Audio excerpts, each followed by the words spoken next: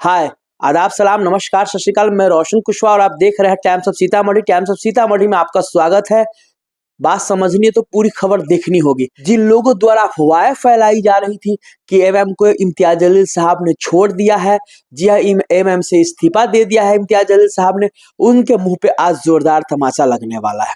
मैं बात कर रहा हूँ महाराष्ट्र के औरंगाबाद के महानगर पालिका की, जहां इन दिनों आप देख रहे जो फेरी लगाते हैं, जो हाथ गाड़ी लगाकर अपना रोजी रोटी करते हैं, और कैसे महानगर पालिका द्वारा उस पर अत्याचार किया जा रहा है, कैसे उन लोग को फेरी नहीं लगाने दिया जा रहा, रेहड़ी नहीं लगाने दिया, उनके जीवन यापन पे मुश्किल हो गया है, उनको खाना रहना मुश्किल हो गया है। आज उसी के आंदोलन को लेकर इम्तियाज जलील साहब महानगर पालिका के गेट पर धरना प्रदर्शन किए हुए थे। बाकी और तमाम फेरी वाले थे जिनके साथ ये समस्या थी। साफ साफ इम्तियाज जलील साहब का कहना था कि भैया आपको अपना आंदोलन जारी रखना है, बाकी बैक सपोर्ट से हम लोग हैं, पीछे से हम लोग हैं। ये नहीं कि हम लोग आंदोलन किए और आप जाके जैसे धूप लगा तो छांव में बैठ गए, ये काम नहीं करना है। साफ साफ इम्तियाज जलील साहब का कहना है। और जो लोग, मैं क्यों बोला था कि उनके मुंह पे जोरदार तमाचा लगा है, अगर इम्तियाज जलील साहब राजनीति से संन्यास ले लिए होते, अगर एएमएम छोड़ दिए हुए थे, तो आज नासिर सिद्दीकी के साथ क्या कर रहे होते? क्यों आ जाते उस धरना प्रदर्शन में, क्यों जाते नगर पालिका का घेराव करने? आप समझ सकते हैं। इसीलिए पहले चलिए आइए सुनते हैं उस प्रदर्शन में इम्तियाज जलील साहब ने क्या कहा। ये बताया गया था कि इस शहर के अंदर कई सौ ऐसे हाथ गाड़ी वाले हैं जो टोकरी में अपना कारोबार करते हैं, जो रास्ते के ऊपर बैठ के कारोबार करते हैं। मेरे जितने भी जिम्मेदारान पिछले कई दिनों से आप लोगों की लड़ाई लड़ रहे हैं, एक बात अच्छी तरह से समझ ले, ये लड़ाई अगर आपकी है तो इसका नेतृत्व आपको करना है। हम आपको सिर्फ पीछे से ताकत देने वाले हैं। अगर आप तकलीफ में है और आप ये उम्मीद कर रहे हैं कि साहब हमारी लड़ाई जो है वो नासिर सिद्दीकी लड़ेगा और मैं धूप के वक्त में जाके आराम करूंगा, तो ऐसा मुमकिन नहीं हो सकता है। जब रास्ते के ऊपर उतरना है तो पूरी ताकत के साथ उतरना है। जब लड़ाई लड़ना है किसी एक मुद्दे के लिए तो पूरी ताकत के साथ लड़ना है।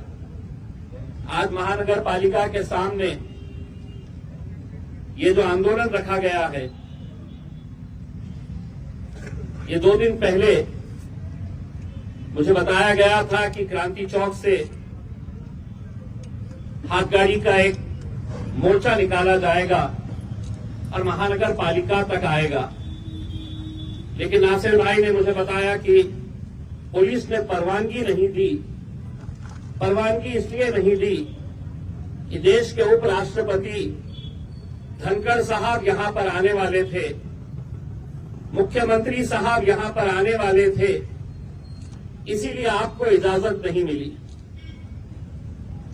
मैं पुलिस डिपार्टमेंट से ये कहना चाहता हूं कि इस देश के अंदर जीने का अधिकार जितना धनखड़ साहब को है और देवेंद्र फडणवीस साहब को है, उतना ही अधिकार ये कामगारों को है, ये फल फूल बेचने वालों को। ये मरे चलेगा, ये लाठियां खाए चलेगा, लेकिन धनखड़ साहब आ रहे हैं तो हमने ये आंदोलन नहीं करना चाहिए। ये तो शुक्र है मैं मुंबई में था, वरना रैली क्रांति चौक से यहां नहीं आती, धनखड़ साहब को पकड़ने के लिए जाती, देवेंद्र फडणवीस साहब के पास जाती। क्योंकि ये लड़ाई जो है ये कानून और गैर कानून की लड़ाई है। हमें यहां पर बैठने की जरूरत ही नहीं है अगर महानगर पालिका पूरी ईमानदारी के साथ कायदे की चौकट में रहकर काम करे। उनसे कह रहे हैं कि किसी इलाके के अंदर अगर 10 हाथ गाड़ी वाले 20 टोकरा लेकर बैठी हुई हमारी मौसी, हमारी माएं, हमारी बहनें अगर बैठी हुई है तो उनको सम्मान के साथ कारोबार करने का अधिकार दीजिए।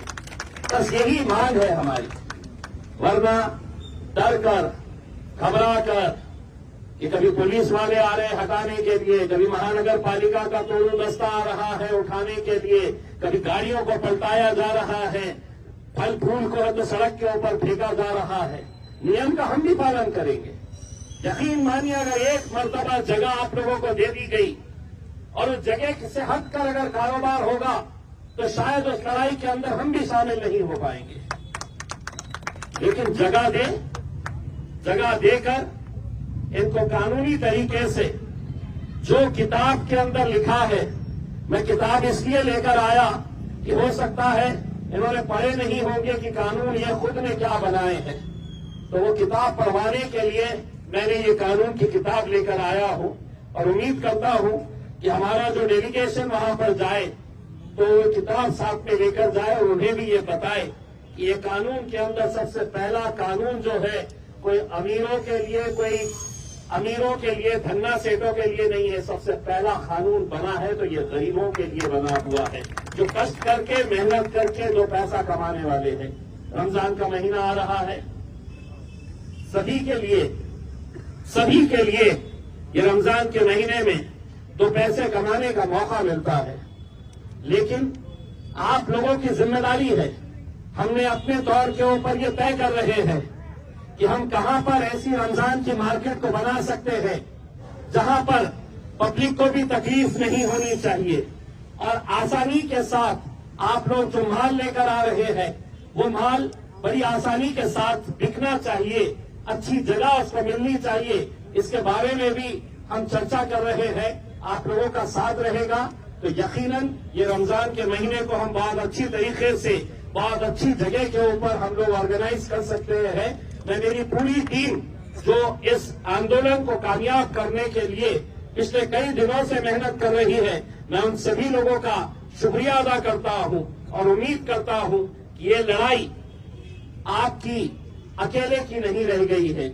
ये लड़ाई के अंदर उन गरीबों का साथ मजलिस पूरी ताकत के साथ खड़े रहेगी, आप लोगों का साथ देगी और यकीनन आप लोगों को ये अधिकार दिला के रहेगी कि आप लोग भी इज्जत और सम्मान के साथ ये कारोबार कर सके। बहुत बहुत धन्यवाद। सो आपने देखा इम्तियाज जलील साहब ने कैसे बढ़ चढ़ के हिस्सा लिया और जिन लोगों को लगता था कि वो एमएम को छोड़ दिए, राजनीति से संन्यास ले लिए है, उनके मुंह पे एक जोरदार तमाचा लगा है।